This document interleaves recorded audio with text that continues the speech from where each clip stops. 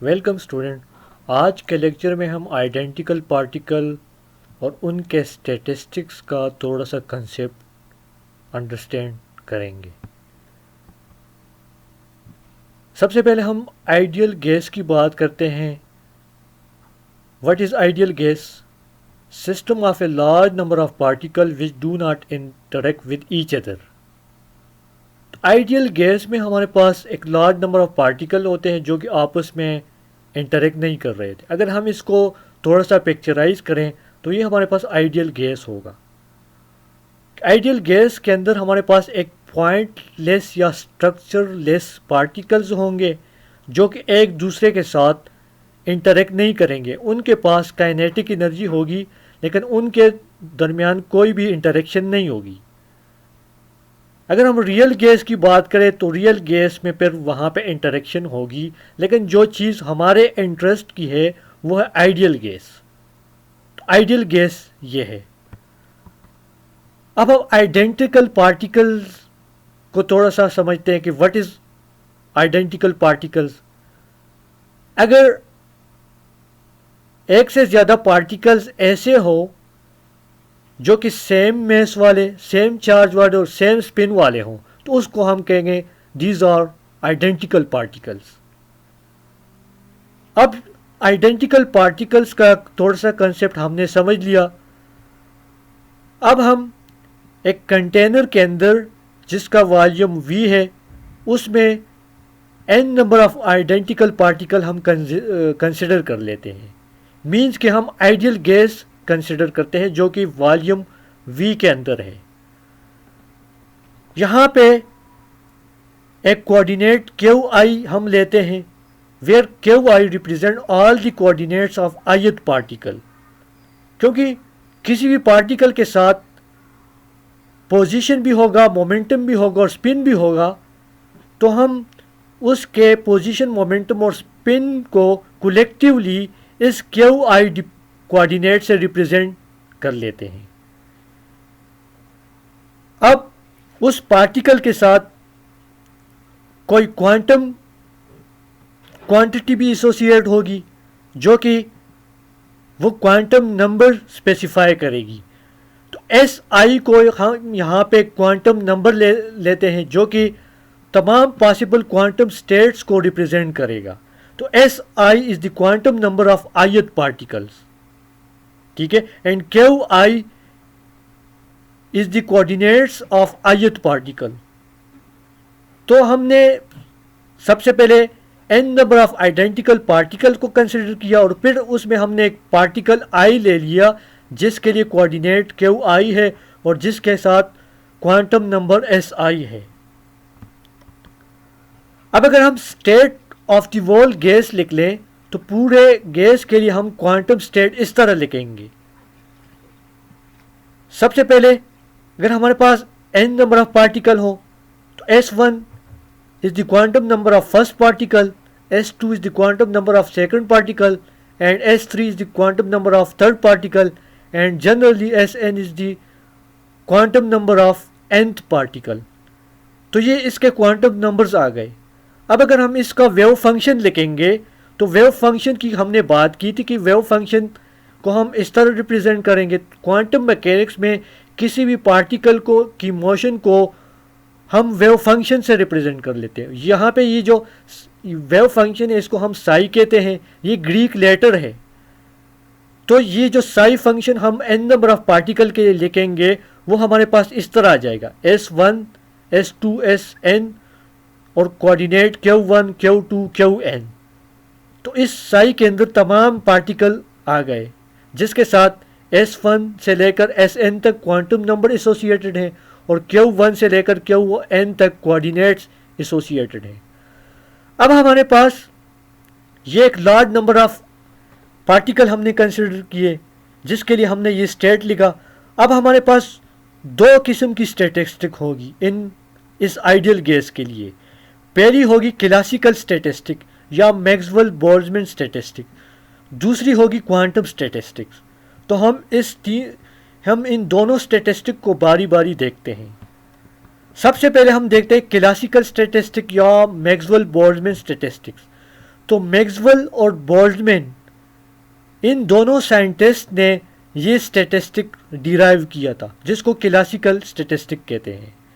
इस स्टैटिस्टिक की जो मेन पॉइंट्स हैं वो ये है कि इस स्टैटिस्टिक्स में हम पार्टिकल्स को डिस्टिंग्विश कंसिडर करेंगे। मीन्स कि अगर हमारे पास दो पार्टिकल हो तो हम कह सकते हैं कि ये पार्टिकल ये है और ये पार्टिकल ये है। मीन्स कि हम किसी भी पार्टिकल को दूसरे पार्टिकल से हम डिस्टिंग्विश कर सकेंगे। तो क्लासिकल स्टैटिस्टिक की पहली पॉइंट ये है। दूसरा पॉइंट ये है कि any number of particle can occupy a single particle state, कि एक सिंगल एनर्जी स्टेट में एक से ज़्यादा पार्टिकल भी हो सकते हैं। ठीक है, दूसरा पॉइंट ये है। The third point is in classical statistics spin is not considered. Classical statistic में स्पिन को कंसिडर नहीं किया गया।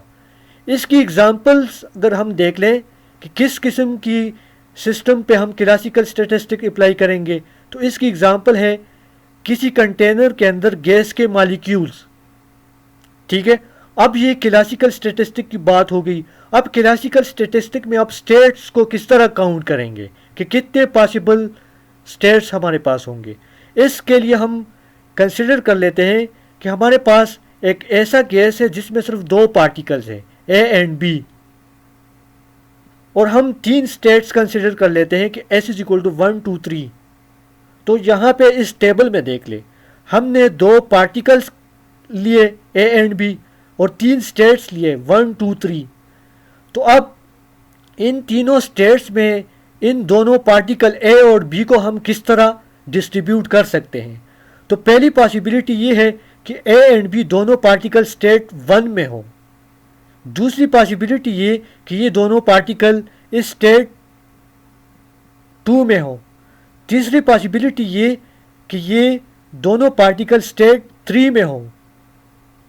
इसके अलावा ये पॉसिबिलिटी हो सकती है कि ए पार्टिकल स्टेट 1 के अंदर हो, बी पार्टिकल स्टेट 2 के अंदर हो। एक और पॉसिबिलिटी ये हो सकती है कि बी पार्टिकल स्टेट 1 के अंदर हो और ए पार्टिकल स्टेट 2 के अंदर हो। एक और पॉसिबिलिटी ये हो सकती है कि ए पार्टिकल स्टेट 1 के अंदर हो, बी पार्टिकल स्टेट 3 के अंदर हो। एक और पॉसिबिलिटी ये है कि बी पार्टिकल स्टेट 1 के अंदर हो, ए पार्टिकल स्टेट 3 के अंदर हो। एक और पॉसिबिलिटी ये कि ए पार्टिकल स्टेट 2 के अंदर हो और बी पार्टिकल स्टेट 3 के अंदर हो। तो एक और पॉसिबिलिटी ये कि बी पार्टिकल स्टेट 2 के अंदर हो और ए पार्टिकल स्टेट 3 के अंदर हो। तो ये हमारे पास डिफरेंट पॉसिबिलिटीज़ आ गई। अब अगर हम टोटल नंबर ऑफ स्टेट्स की बात करें तो टोटल नंबर ऑफ स्टेट्स हम यहाँ से काउंट कर सकते हैं। तो ये हमारे पास टोटल 9 पॉसिबल स्टेट्स होगी। तो इन दो पार्टिकल्स के लिए अगर 3 स्टेट्स हों तो ये तो हमारे पास टोटल 9 पॉसिबिलिटीज़ आएंगी। तो इस दो पार्टिकल के गैस में हमारे पास टोटल 9 स्टेट्स होंगी। ठीक है, अगर इस तरह आपके पास 3 पार्टिकल हो तो आप उन 3 पार्टिकल्स के लिए भी स्टेट्स इसी तरह डेवलप कर सकते हैं। तो ये हुई क्लासिकल स्टैटिस्टिक की बात, जिसके मेन पॉइंट्स ये और जिसमें स्टेट्स इस तरह आएंगी। आगे हम बात करते हैं क्वांटम स्टैटिस्टिक की। तो क्वांटम स्टैटिस्टिक्स के जो मेन पॉइंट्स हैं वो ये है कि particle are considered to be indistinguishable, कि क्वांटम स्टैटिस्टिक में हम पार्टिकल के दरमियान हम फ़र्क नहीं कर पाएंगे। मीन्स कि कोई भी दो पार्टिकल डिस्टिंग्विशेबल नहीं होंगे बल्कि वो इनडिस्टिंग्विशेबल होंगे। दूसरा पॉइंट ये कि स्पिन इज़ कंसिडर्ड, इसमें स्पिन कंसिडर किया जाएगा। तीसरा पॉइंट ये कि सिमेट्री इज़ कंसिडर्ड, तो सिमेट्री की आगे हम बात करेंगे। तो तीसरा पॉइंट ये है कि सिमेट्री को भी हम कंसिडर करेंगे। अब क्वांटम स्टैटिस्टिक के अंदर दो किस्म की स्टैटिस्टिक्स हैं। एक है बोज आइंस्टाइन स्टैटिस्टिक्स। बोज आइंस्टाइन स्टैटिस्टिक्स, बोज और आइंस्टाइन दो साइंटिस्ट थे, इन्होंने डिराइव की बोज आइंस्टाइन स्टैटिस्टिक्स। अब ये स्टैटिस्टिक्स किन पार्टिकल्स पे अप्लाई होती है? तो वो तमाम आइडेंटिकल पार्टिकल जिनके spin integral multiple of H cut हो, ठीक है, जिनको हम बोजान्स कहते हैं, उन पे ये स्टैटिस्टिक अप्लाई होगी। तो ये पॉइंट याद रखना है। इनकी इसकी एग्जांपल क्या हो सकती है? एग्जांपल्स फोटॉन्स हो सकती है, जिस तरह ब्लैक बॉडी कैविटी के अंदर फोटॉन्स का एक गैस होता है, तो वो बोजान्स की एक एग्जांपल है और उस पर हम बोज-आइंस्टाइन स्टैटिस्टिक अप्लाई करेंगे। दूसरी एग्जांपल He4 एटम्स, क्योंकि He4 एटम के हीलियम एटम की बात करें तो वहाँ पे 2 इलेक्ट्रॉन और 2 प्रोटॉन होते हैं। तो हो सकता है कि वो एक दूसरे के स्पिन को कैंसिल कर लें, तो स्पिन अगर 0 एच कट आ जाए तो वो भी बोजान कहलाएंगे। तीसरा पॉइंट यहाँ पे ये है कि टोटल वेव फंक्शन जो होगा वो सिमेट्रिक होगा। अब सिमेट्रिक से क्या मतलब है? यहाँ पे मैंने पॉइंट लिखा कि सिमेट्री इज कंसिडर्ड, ठीक है। तो सिमेट्री कंसिडर्ड से मतलब ये है कि टोटल वेव फंक्शन सिमेट्रिक होगा। तो अब सिमेट्रिक का होने का क्या मतलब है? जब अगर हम पार्टिकल एक्सचेंज करें, ठीक है, अगर आप यहाँ ये वेव फंक्शन लेकर, अगर हमारे पास 2 पार्टिकल है और उन दोनों पार्टिकल के लिए हमने वेव फंक्शन इस तरह लिखा, Q J is the position of jth particle, Q I is the position of ith particle. ये हमारे पास एक वेव फंक्शन 2 पार्टिकल के लिए है। लेकिन अगर इस में अगर हम दोनों पार्टिकल की पोजीशन चेंज कर लें, मीन्स कि क्यू ith पार्टिकल को यहाँ ले आए और क्यू जे पार्टिकल को यहाँ ले आए, दोनों पार्टिकल की पोजीशन आपस में एक्सचेंज कर लें, तो वो हमारे पास ये आएगा, क्यू जे की जगह क्यू आई आ गई और क्यू आई की जगह क्यू जे आ गई। यहाँ इन दोनों फंक्शन को आप लोग देख लें तो इनमें यही फ़र्क है कि दोनों पार्टिकल की जगह इस वाली साइड में मैंने चेंज कर दी। तो जब मैं ये लोकेशन इनका चेंज करूँगा, ठीक है, interchange of 2 particle does not give a new state, ठीक है। तो जब मैं इनकी पोजीशन चेंज करूँगा तो मेरे पास एक न्यू स्टेट नहीं आएगा, बल्कि वही वेव फंक्शन आएगा। इट मीन्स कि wave function remains unchange under the exchange of particles. तो इस किस्म के वेव फंक्शन को हम सिमेट्रिक वेव फंक्शन कहते हैं। अब जो इसका मेन पॉइंट है वो है कि इस स्टैटिस्टिक में बोजान्स के लिए ये पॉइंट है कि any number of particle will occupy in A single particle state, कि एक सिंगल एनर्जी स्टेट के अंदर किसी भी नंबर्स के पार्टिकल आ सकते हैं। तो ये हमारे पास बोज-आइंस्टाइन स्टैटिस्टिक आ गई। आगे जो दूसरी क्वांटम स्टैटिस्टिक है, अच्छा, इसमें ये तो हमने इसके मेन पॉइंट पढ़े। अब इसमें हम स्टेट्स को किस तरह काउंट करेंगे? बिल्कुल उसी तरह हम दो पार्टिकल ले लेते हैं ए एंड बी, ठीक है, कि एक गैस है जिसके अंदर सिर्फ 2 पार्टिकल्स है ए एंड बी। अब चूंकि बोज-आइंस्टाइन स्टैटिस्टिक की प्रॉपर्टी है कि यहाँ पे हम पार्टिकल को डिस्टिंग्विश नहीं कर सकते, तो हम ये नहीं कर सकते कि ये ए पार्टिकल है या ये बी पार्टिकल है। तो इसका मतलब ये है कि ए और बी आपस में बराबर होंगे, क्योंकि हम दोनों पार्टिकल के दरमियान फ़र्क नहीं बता सकते। तो ए इज इक्वल टू बी, तो ये दोनों पार्टिकल सेम होंगे। अब हम 3 स्टेट्स ले लेते हैं, एस इज इक्वल टू 1 2 3। तो यहाँ पे अगर हम देख लें कि 3 स्टेट्स हैं और 2 पार्टिकल हैं, और दोनों पार्टिकल के दरमियान हम फ़र्क नहीं बता सकते, तो दोनों पार्टिकल को हम ए से रिप्रेजेंट करते हैं। तो इनकी पॉसिबल स्टेट्स क्या होंगी? दोनों पार्टिकल स्टेट 1 के अंदर रह सकते हैं, पहली पॉसिबिलिटी, या दोनों पार्टिकल स्टेट 2 के अंदर रह सकते हैं। तीसरी पॉसिबिलिटी ये है कि दोनों पार्टिकल स्टेट 3 के अंदर रह सकते हैं। एक और पॉसिबिलिटी ये कि ए पार्टिकल स्टेट 1 के अंदर रह सकता है, दूसरा पार्टिकल स्टेट 2 के अंदर रह सकता है। एक और पॉसिबिलिटी ये कि पहला पार्टिकल स्टेट 1 के अंदर रह सकता है, दूसरा पार्टिकल स्टेट 3 के अंदर रह सकता है। एक और पॉसिबिलिटी है कि पहला पार्टिकल स्टेट 2 के अंदर रह सकता है और दूसरा पार्टिकल स्टेट 3 के अंदर रह सकते हैं। तो यहाँ पे अगर हम टोटल स्टेट्स को काउंट करें तो हमारे पास 6 स्टेट्स आ गई। अगर आप क्लासिकल स्टैटिस्टिक को याद करें तो वहाँ पे 2 पार्टिकल्स के लिए 9 स्टेट्स आई थी, लेकिन बोज-आइंस्टाइन स्टैटिस्टिक में 6 स्टेट्स आ गई। ये स्टेट्स क्यों रिड्यूस हो गई? वहाँ पे 9 थी, यहाँ पे 6। 3 स्टेट रिड्यूस इसलिए हुई कि यहाँ पे हम 2 पार्टिकल के दरमियान फ़र्क नहीं बता सकते, ठीक है। तो इसलिए ये ए और ये ये दोनों स्टेट्स अब सेम हो गई, तो इसलिए ये स्टेट रिड्यूस हो गई। ये बोज-आइंस्टाइन स्टैटिस्टिक है। अब आगे हम क्वांटम स्टैटिस्टिक की जो दूसरी टाइप है, फर्मी डिराक स्टैटिस्टिक्स, इसको हम थोड़ा सा समझते हैं। तो Fermi Dirac statistic 2 scientist Fermi और डिराक ने डिराइव की थी। अब ये स्टैटिस्टिक किस किस्म के पार्टिकल्स पे अप्लाई होता है? वो आइडेंटिकल पार्टिकल या ऐसा सिस्टम जिसमें ऐसे आइडेंटिकल पार्टिकल्स हों जिनके spin odd integral multiple of half H cut हो, मतलब कि उनके स्पिन या तो हाफ एच कट हो या 3/2 एच कट हो या 5/2 एच कट हो और इसी तरह 7/2 एच कट हो। तो इस किस्म के पार्टिकल्स पे ये फर्मी डिराक स्टैटिस्टिक अप्लाई होगी और ऐसे पार्टिकल को हम फर्मियान्स कहते हैं। इसके एग्जाम्पल इलेक्ट्रॉन हैं। जिस तरह मेटल के अंदर, जिस तरह किसी भी मेटल के अंदर इलेक्ट्रॉनों का एक क्लाउड होता है या इलेक्ट्रॉन्स का एक गैस होता है, ठीक है, तो इसको जिसको हम फर्मियान्स कहते हैं, तो उस इलेक्ट्रॉनों पर हम फर्मी डिराक स्टैटिस्टिक अप्लाई करेंगे। इसकी दूसरी एग्जांपल He3 एटम्स हैं। अब इसका जो मेन पॉइंट दूसरा वो ये है कि इसमें total wave function anti symmetric होगा। एंटी सिमेट्रिक वेव फंक्शन से क्या मतलब कि वेव फंक्शन चेंज होगा जब हम पार्टिकल को एक्सचेंज करेंगे।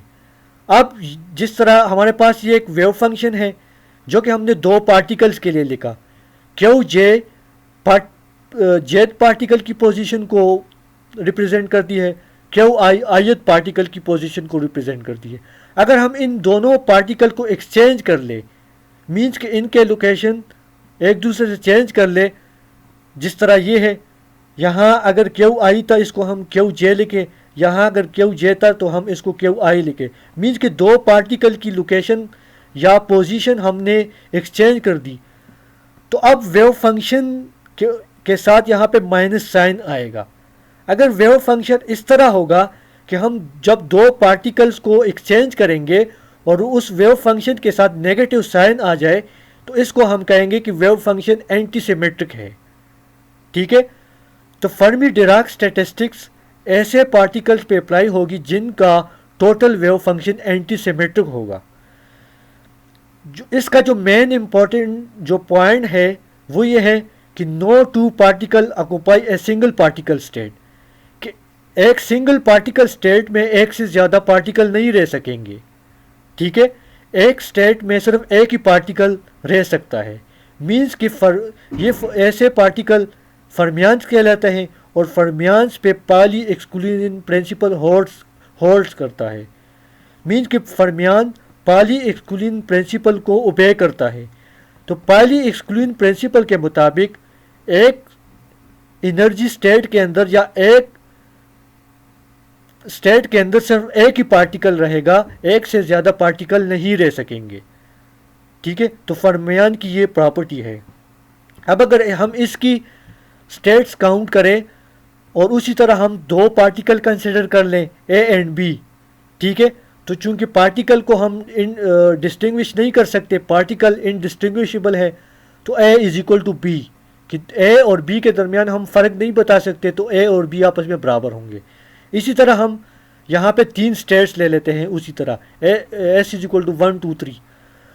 अब फर्मी डिराक स्टैटिस्टिक के मुताबिक एक ही स्टेट के अंदर एक ही पार्टिकल रहेगा, तो ये एक पार्टिकल स्टेट 1 के अंदर रह सकता है, दूसरा पार्टिकल स्टेट 2 के अंदर रह सकता है। दूसरी पॉसिबिलिटी ये कि एक पार्टिकल स्टेट 1 के अंदर रह सकता है, दूसरा पार्टिकल स्टेट 3 के अंदर रह सकता है।